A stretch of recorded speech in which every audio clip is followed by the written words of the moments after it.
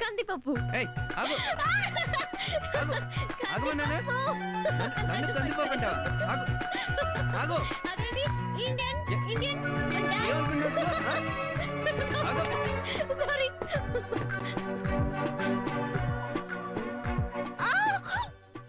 ఇంకెప్పుడు అలా అన్నని చెప్పండి. అంటాను. ఇంకెప్పుడు అలా అననని చెప్పండి. వదలండి అననని చెప్పండి. ఈ చెయ్యి ఇప్పుడు వదలకపోతే జీవితాంతం పట్టుకోవాలి.